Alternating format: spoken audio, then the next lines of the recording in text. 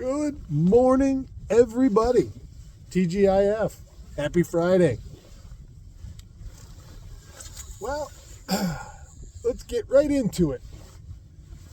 I'm Matt, and this is my morning show.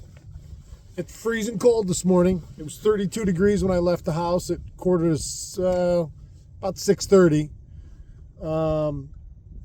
Water temp 54.5, so it hasn't really moved. These warm days and lots of sunshine have helped keep that from dropping any further. I just started my second drift. This is my first cast of my second drift. First drift produced a big smallmouth and 3 big perch. So I came back up, turned the camera on. We got enough time to do a morning show before I leave. That big smallie was the second. Oh! I just had a perch, a little perch on the perch. Oh, cool! There goes 4 huge swans.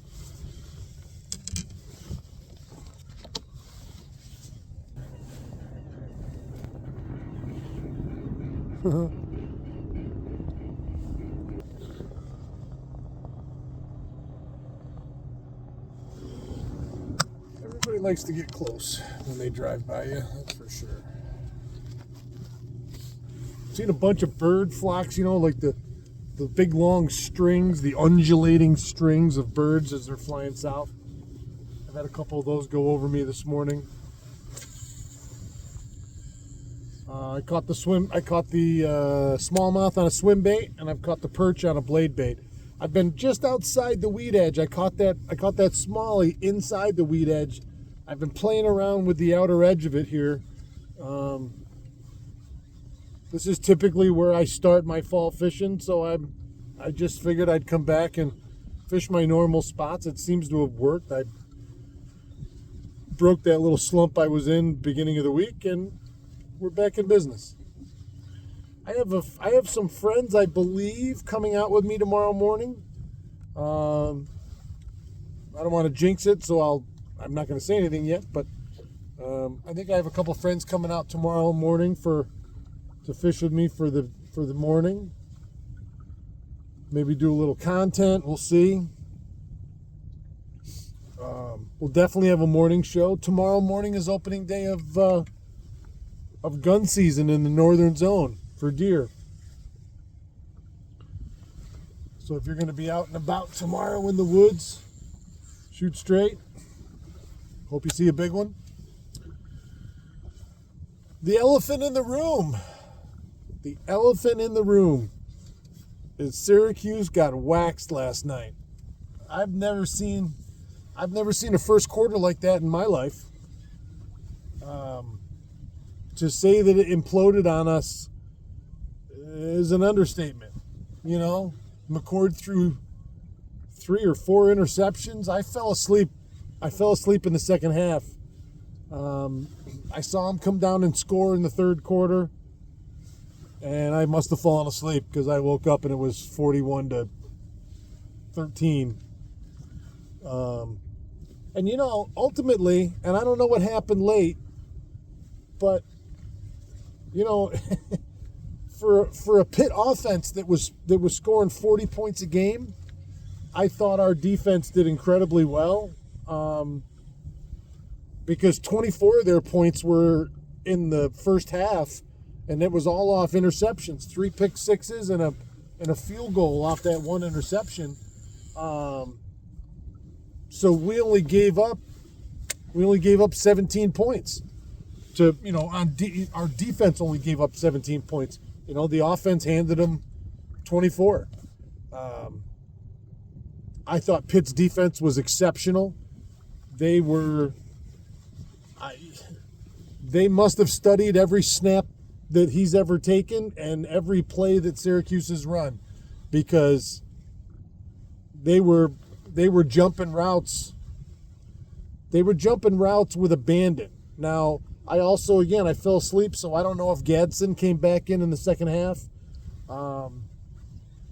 He was out in the third quarter during that touchdown drive. I felt bad for McCord, honestly. Even if he would have been the opposing quarterback, I probably would have felt bad for him. You don't want to see a kid, and he's a kid. He's a college kid. He's not a professional playing in the NFL. You know, he's just a kid, and not that it was his fault necessarily. The one interception that the Pitt cornerback catches this far, 2 inches off the ground, was an incredible play. Two of them were tip balls that McCord had hit the receiver either in the hands or the chest, and it bounced off them. So, in that respect, receivers got to catch the ball, and then there's no way for it to bounce off.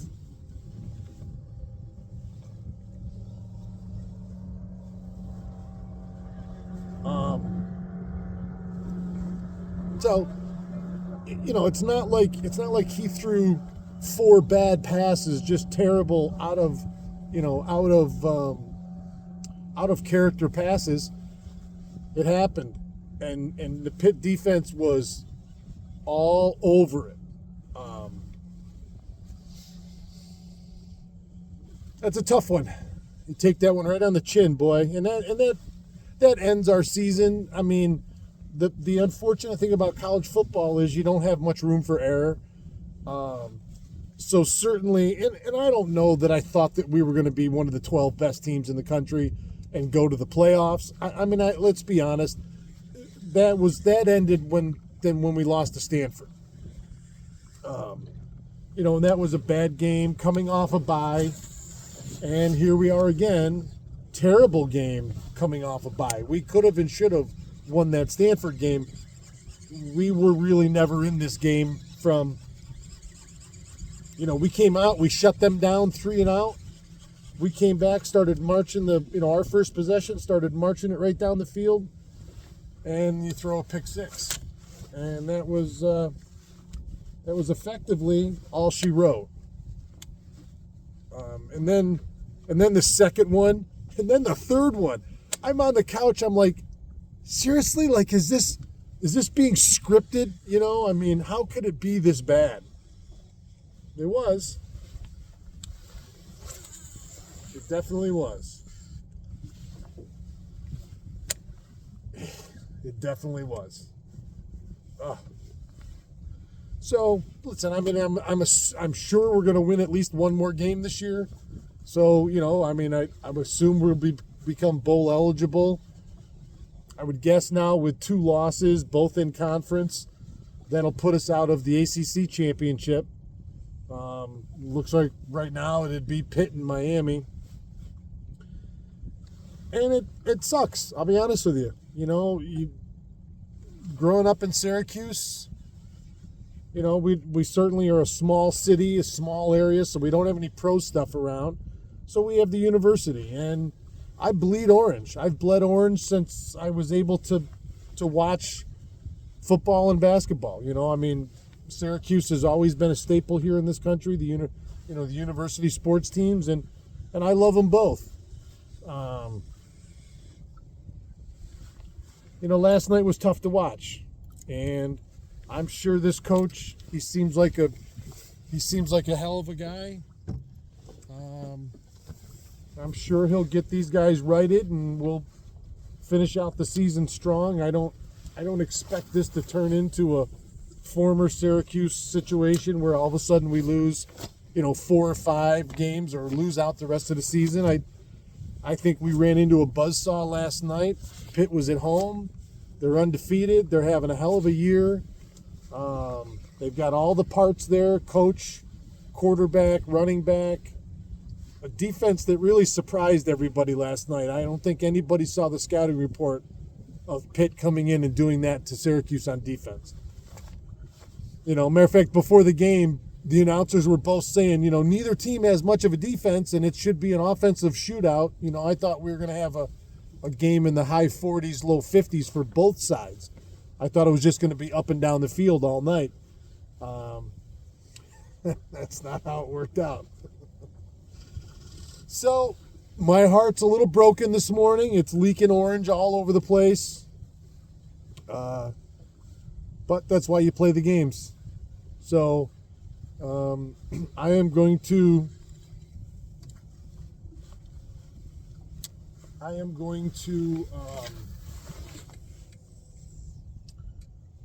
soothe my broken heart tonight by going to listen to Dark Hollow at Middle Ages Brewery. Show starts at 8 for their Dark Halloween show, and it's going to be awesome. It was last year. And we'll go listen to live music again tonight. 2 nights this week. It's amazing. I love live music.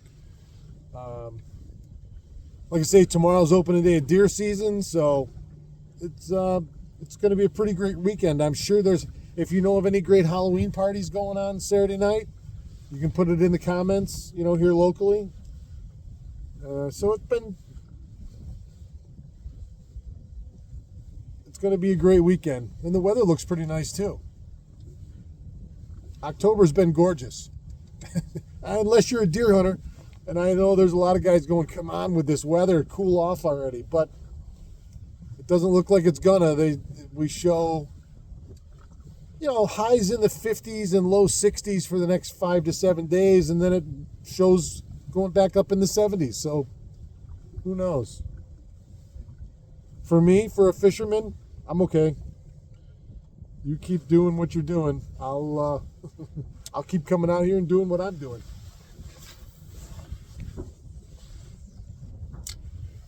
Heard a few shots. That's the second volley of duck hunting shots I've heard this morning. Not many ducks around, with no weather to move them yet. I've seen some teal. I've seen a couple big flocks of teal. A few divers scattered. I saw a flock of what looked like ringnecks or possibly bluebills the other day. Of course, the mallards are residents. They live here.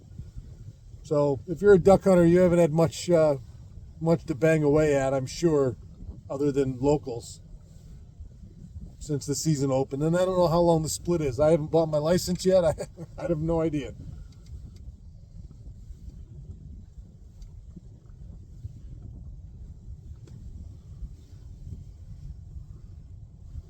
I thought we'd have a couple fish here for the morning show. That first drift was pretty good. Let me switch colors here real quick. I did have something bite the tail off one of my Kitechs.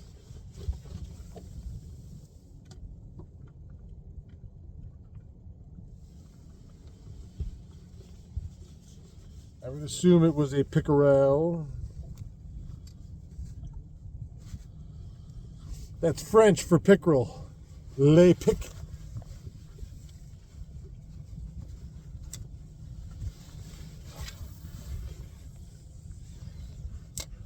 Oh.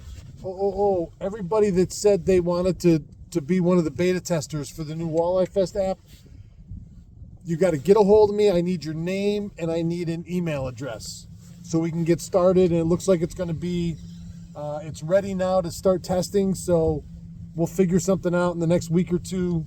But I can get you in it and start looking around and doing some testing. So I need roughly 20 to 25 people. If you're interested, like I say, I need you to get a hold of me this weekend with name and email address.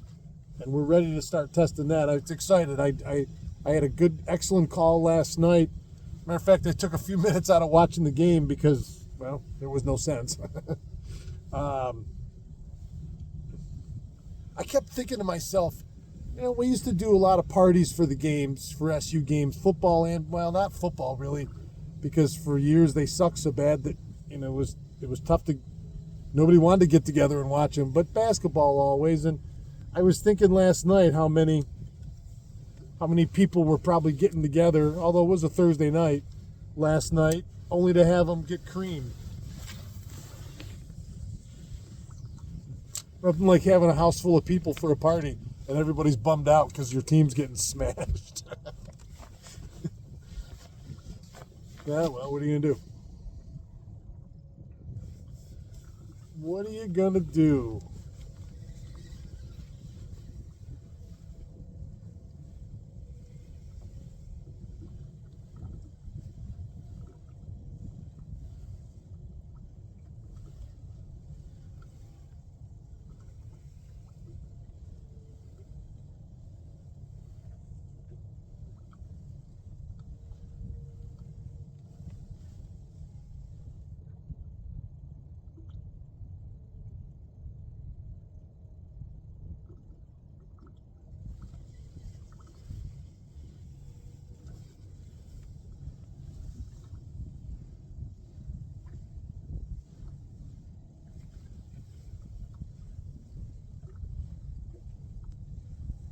Huh, I came out a little deeper this drift and I haven't had any contact. I guess I should have stayed right tight to that weed edge.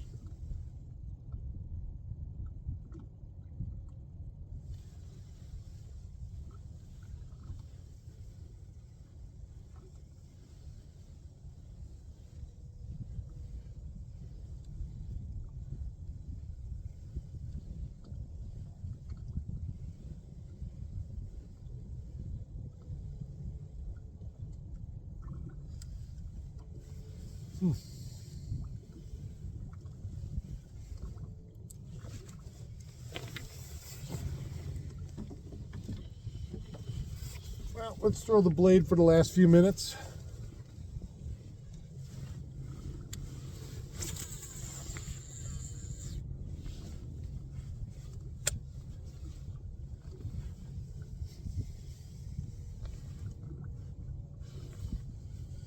Yeah, that was a tough one last night, boy.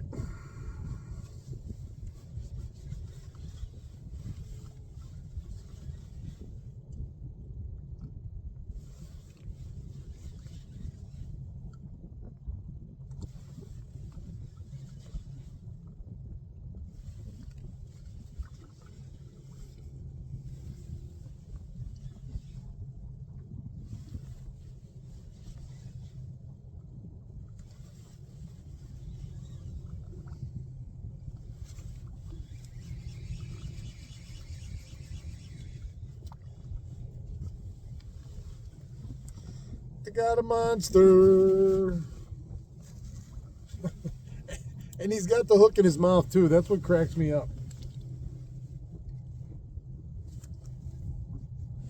That perch was about a half an inch longer than the blade bait.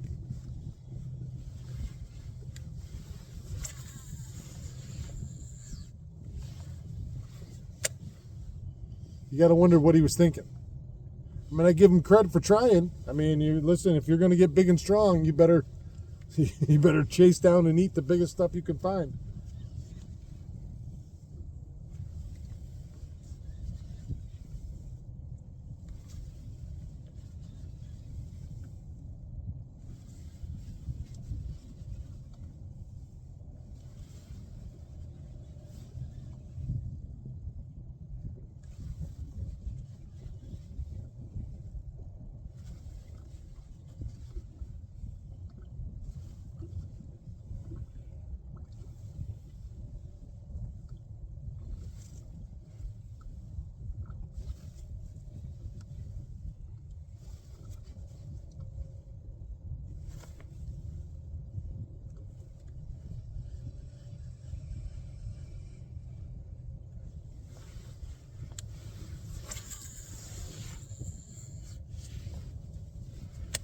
I was about to call last cast, but I fouled it in midair. You know, when you're blade fishing, I've said these things before, but when you're blade fishing, I watch that lure fly through the air and I catch the line. Either on this, I'll stop it, or when my spinning reel, I catch it with my finger and I stop it in midair before it hits the water, so it hits the water straight like this as opposed to flopped over, which will usually foul the hooks. So right there. So as soon as it hits the water, I lift my rod tip and check to see if it's vibrating. If it's not vibrating, I immediately reel it in and cast it again. I don't wait till it hits bottom and see if it'll come on hook. It's fouled up. You might as well bring it right in and do it again. That is something about a blade, is it doesn't usually unfoul itself in the middle of the retrieve. If it fouls up, you gotta reel it in and undo it and then redo it. You get all that?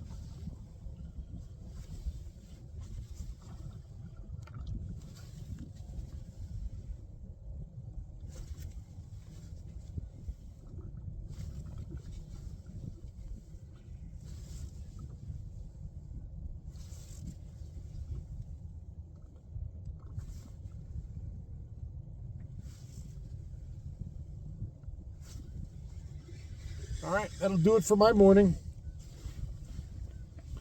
That was fun, that big smallie first thing this morning. Really got the old blood pumping. I love it. I love it. Now I'm prepared to go have an outstanding Friday. I hope you are too. If you're going to go to this Dark Hollow show tonight, we'll see you there. If not, I will see you back here tomorrow morning, bright and squirrely, for Matt's Morning Show. Thanks for joining me. Keep your tip up.